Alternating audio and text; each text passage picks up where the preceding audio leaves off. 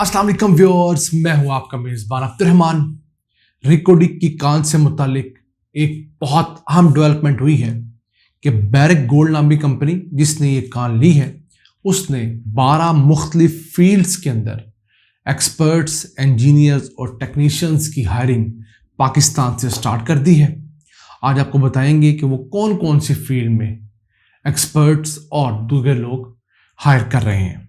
इसके अलावा जो सीईओ है इस कंपनी के, मार्क बिस्टो, वो पाकिस्तान आए हुए हैं। उन्होंने सीएम बलूचिस्तान के साथ मुलाकात की है और बताया है कि वो फौरी तौर पर उस इलाके में मौजूद रिहायशियों के लिए चंद फलाही मंसूबे शुरू करना चाहते हैं। उसको प्रोग्राम के दूसरे हिस्से में डिस्कस करेंगे, लेकिन पहले चलते हैं रिकोडिक की कान की तरफ, जो दरियाफ्त तो 1978 में हुई, लेकिन उसके ऊपर पर्दा डाल दिया गया।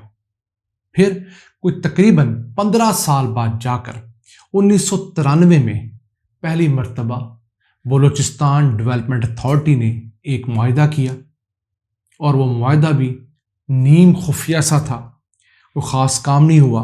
2006 में जाकर जब इस जगह की लीज मांगी गई माइनिंग के लिए तो शोर पड़ा, और उसके बाद ये ऐसा तनाज़ा शुरू हुआ कि इसको ख़त्म होते होते 2022 आ गया।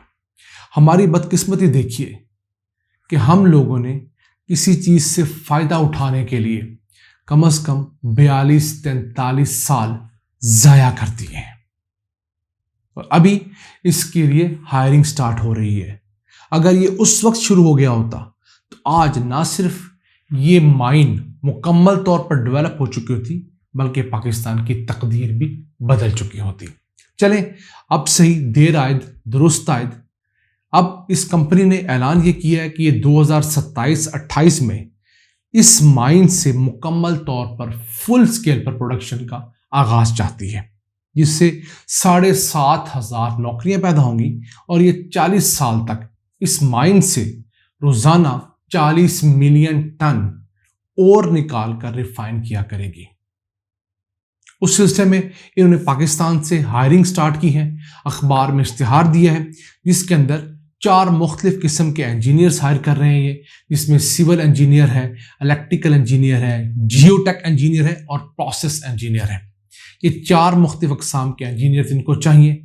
उसके अलावा हाइड्रोलॉजिस्ट चाहिए इन लोगों को, जूनियर जियोलॉजिस्ट चाहिए, जियोलॉजी के टेक्नीशियंस चाहिए, सैम्पलर चाहिए इन लोगों को, फाइनेंशियल फील्ड के CFOs वगैरह जो है वो चाहिए। फिर कॉर्पोरेट कम्युनिकेशन का पूरा डिपार्टमेंट बनाना है, उसके लोग चाहिए, अकाउंट्स के लोग इनको चाहिए, टैलेंट मैनेजमेंट के लोग इनको चाहिए, और इसके अलावा कम्युनिटी सर्विसेज के लिए भी इनको लोग चाहिए। ऐसे लोग जो कि इस कंपनी के बिहाफ पे उस इलाके में जाएं, वहाँ पर वर्कआउट करें कि वहाँ की मुकामी आबादियों को कौन सी चीज़ों की ज़रूरत है, पीने के साफ पानी की कहाँ ज़रूरत है, स्कूल की कहाँ ज़रूरत है, और टॉयलेट्स की कहाँ ज़रूरत है। तो ये कंपनी उनके साथ मिलकर कल को ये प्रोजेक्ट शुरू करना चाहती है।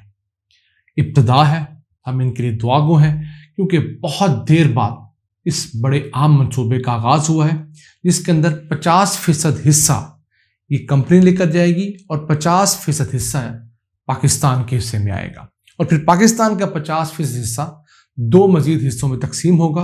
25% बलूचिस्तान हुकूमत के हिस्से में, 25% वफाकी हुकूमत के हिस्से में। इसके अलावा जो रॉयल्टीज़ और टैक्सेस आएंगे, जो 2 से 3% अलहदा होंगे, वो बलूचिस्तान हुकूमत को मिलेंगे। ये इस वजह से डील हुई कि पाकिस्तान के ऊपर 11 अरब डॉलर्स का हर्जाना आयद हुआ था, तो वो हर्जाना ना सिर्फ माफ़ हुआ, बल्कि अब ये कंपनी 10 अरब डॉलर्स बलूचिस्तान में इस रिकोडिक के मुकाम पर लगाने जा रही है। इसके अलावा इसके CEO ने, मार्क बिस्टो, CM बलूचिस्तान अब्दुल कुद्दूस बजिंजर से मुलाकात भी की है, और उनको बताया है कि वो चागी के इलाके में जहाँ पर माइनिंग और फिलहाल फिजिबिलिटी शुरू करनी है, वहाँ पर सबसे पहले रोड्स और कम्युनिकेशन का नेटवर्क अपने पैसों से बनाने जा रहे हैं। फिर मुकामी आबादी के लिए एजुकेशन, और उसके बाद वोकेशनल ट्रेनिंग का इंस्टीट्यूट बनाना चाहते हैं। ये वोकेशनल ट्रेनिंग का इंस्टीट्यूट बलूचिस्तान के लिए बहुत ज़रूरी है, क्योंकि इस माइन के ऊपर जो 7,500-8,000 लोगों ने काम करना है, उनमें से एक बड़ी तादाद टेक्नीशियंस की होगी। तो वो टेक्नीशियंस अगर मुकामी आबादी से लोगों को लेकर ट्रेन किया जाएगा, بلوچستان کے لوگ، چاغی کے لوگ، جب ان طالب علموں کو اس ووکیشنل ٹریننگ کے بعد انڈکٹ کیا جائے گا تو نہ صرف اس علاقے میں بہتری آئے گی بلکہ جو علاقے کی محرومیاں ہیں وہ بھی ختم ہوگی اور جو شدت پسند، علیحدگی پسند تنظیمیں ہیں ان کی بھی بہتری ہو سکے گی۔ اس کے علاوہ یہ یہاں پر جو انرجی ہے اس کو لینے کے لیے 3 سورسز اپلائی کرنا چاہتے ہیں جو سارے رینیوبل انرجی کے ہیں۔ اچھی بات ہے، بجائے کوئلے کے یا تیل کے پاور پلانٹ لگانے کے یہ یہاں پر سولر، ونڈ اور زمین کی اندرونی حرارت جس کو جیو تھرمل انرجی کہتے ہیں وہ یہاں پر یوز کرنے کا ارادہ رکھتے ہیں۔ ان سورسز سے یہاں سے بجلی پیدا کی جائے گی اور پھر اس بجلی سے اس مائن کو چلایا جا سکے گا۔ اب یہ بیرک گولڈ نامی کمپنی دنیا کے 4 بر اعظموں پہ کام کر رہی ہے اور 18 مختلف ممالک کے اندر اس کے آپریشنز جاری ہیں۔ ایشیا، مین لینڈ ایشیا جو ہے اس میں یہ پہلا پروجیکٹ ہے۔ اس کے علاوہ یہ جو گلف کا ایریا اس میں ایک پروجیکٹ ضرور کر رہی ہے، لیکن جو ہمارا والا جو مین لینڈ ایشیا ہے وہاں پر یہ اس کا پہلا پروجیکٹ ہے۔ اس کے علاوہ ایک اور اہم ڈیولپمنٹ ہوئی ہے جو ہم نے آپ کو چند ویڈیوز پہلے بتایا تھا کہ حکومت نے صدر پاکستان کو ریکویسٹ کی تھی کہ وہ آرٹیکل 186 کے تحت ایک ریفرنس دائر کریں سپریم کورٹ میں، اور انہوں نے اس کی منظوری دے دی ہے صدر پاکستان میں۔ اگلے 1 ہفتے کے اندر ریفرنس دائر ہو جائے گا۔ اس ریفرنس کے اندر 2 سوالات سپریم کورٹ سے پوچھے جائیں گے، اجازت مانگی جائے گی۔ پہلا سوال کہ کیا جو افتخار چودھری والا فیصلہ تھا جس کو مولوی عبدالحق کا کیس کہتے ہیں اس کے اندر جو گائیڈ لائنز طے کی تھی سپریم کورٹ نے، اب والا معاہدہ اس کے مطابق ہے، کیونکہ پہلے اس مائن میں پاکستان پورے کا حصہ صرف 25% تھا، اب اس مائن کے اندر پاکستان کا حصہ 50% ہو چکا ہے۔ تو آیا سپریم کورٹ اس کو اپروو کرتی ہے؟ امید ہے کہ سپریم کورٹ کا 5 ممبر جو لارجر بینچ ہے وہ بنے گا اور اس کو اپروو کرے گا۔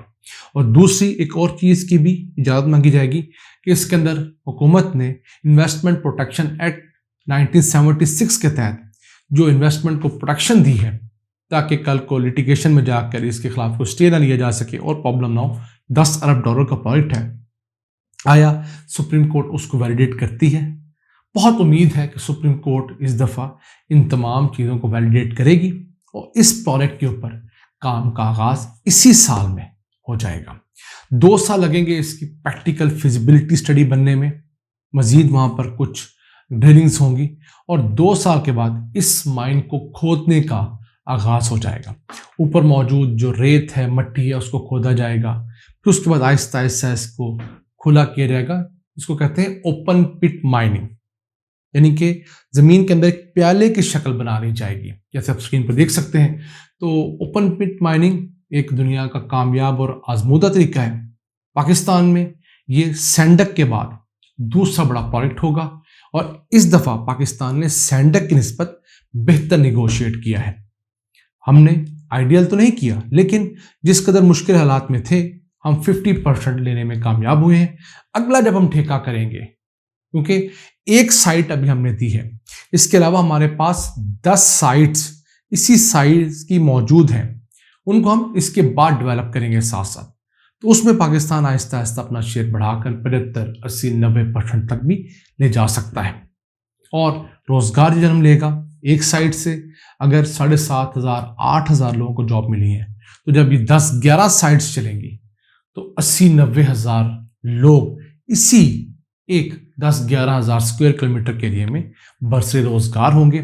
جس طرح کس زمانے میں کیلیفورنیا کے اندر گولڈ رش نے اس پوری ریاست کو اور بس سے باہر نکالا تھا، یہ سینڈک کے بعد ریکو ڈک کی کان یہ پوٹینشل رکھتی ہے کہ اس علاقے کو اور بس سے باہر نکالے۔ سینڈک نسبتاً بہت چھوٹی کان ہے، یہ اس سے بہت بڑی کان ہے۔ ہم دعا گو ہیں، اللہ سے ہم نے امید لگائی ہے کہ اس پروجیکٹ کے اوپر تیزی سے کام شروع ہو۔ جو 27-28 کے اندر اس سے تانبا نکلنا ہے، کوئلہ نکلنا ہے، وہ 1-2 سال پہلے نکلے، کیونکہ ہر سال یہاں سے $4 ارب کا تانبا اور سونا نکل کر ایکسپورٹ ہوا کرے گا۔ ہمیں ایکسپورٹس کی ضرورت ہے، ہمیں جابس کی ضرورت ہے، امپورٹ سبسٹیوشن کی ضرورت ہے، تاکہ پاکستان کے قرضے کم ہوں اور ہم بالآخر ایک خود کفیل قوم کے طور پر دنیا بھر میں جانے جا سکیں۔ آج کے لیے اتنا ہی. اپنے میزبان عبد الرحمان کو اجازت دیجیے. اللہ نگہبان.